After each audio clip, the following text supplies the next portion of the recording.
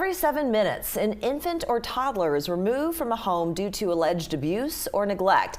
A concept that began in the 1990s turned child welfare into child well-being and is now being practiced in South Carolina. Let's welcome back Beverly Hutchinson, Executive Director of the Dee Norton Child Advocacy Center. Great to have you back. Thank you. And so it's referred to as the Safe Babies Court team. Right.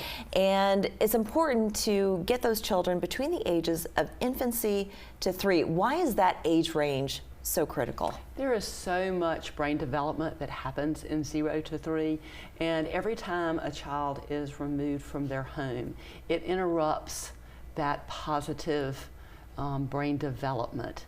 As children in that 0 to 3 age have positive experiences, it creates really strong neural pathways that's going to shape how they learn socially, how they grow emotionally and cognitively. So focusing on that age group and making sure that we can get them in a permanent placement situation sooner is critically important. Yeah, so stability is really such an important component to that, right? Yeah. So based off of my cursory research, this was started back in the 90s, Miami-Dade County, Florida, kind of spread throughout the country. We do already have these Safe Baby Court teams in South Carolina, but there's a new one coming to Charleston. New one coming to Charleston, and it will be housed through the Dee Norton Child Advocacy Center.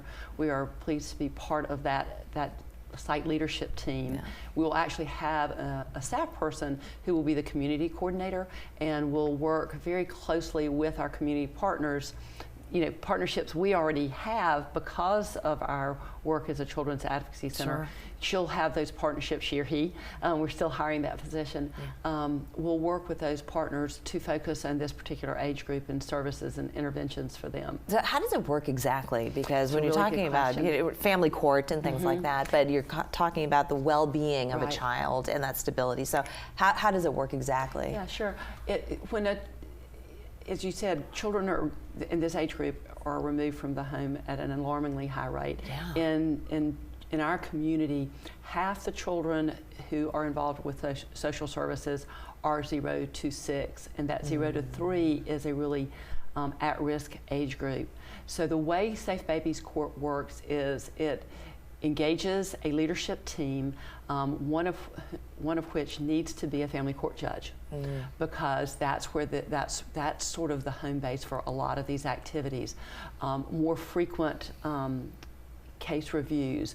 Our community coordinator at Dee Norton will be working not only with the leadership of those agencies to provide services and interventions, but also we'll be working closely with the family to see what barriers exist for them that would prevent them from being reunified with their child. Once they reach the age of 3, does that change, or if the situation hasn't evolved or progressed in a positive way, can that process continue on as they get older to continue with this Safe Babies Court team? The idea of Safe Babies Court team is to more quickly get a permanent placement for the child. So you would hope that would not occur. You would hope that if you had a child that entered Safe Babies Court at 6 months, you would hope within a shorter amount of time they would be placed. And there's some great statistics from Safe Babies Court about how those children who go through Safe Babies Court are more quickly placed than children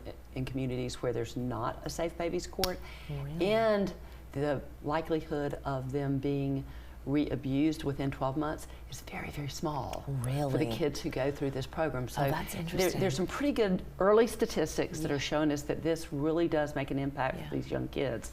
One of the other great things about Safe Babies Court, it is adaptable to the community. So to your question about what happens if a child ages out, I would think that there would be a possibility of adapting the model to quickly, you know, if you got a child at 3, you know, into the system, you wouldn't age them out just because the process had not been able to be fully implemented. Right, I hope not. But you addressed my next question. That was, what is the impact, because you're talking about impact to the child, to the family. What about to the community as a whole? Well, to the community as a whole, there are long-reaching implications, right? Children who back to what we talked about at the very beginning, that brain development. Yes. Every child that's placed in a permanent situation more quickly is going to thrive. Yeah. Better than a child who remains in the foster care system. Of course.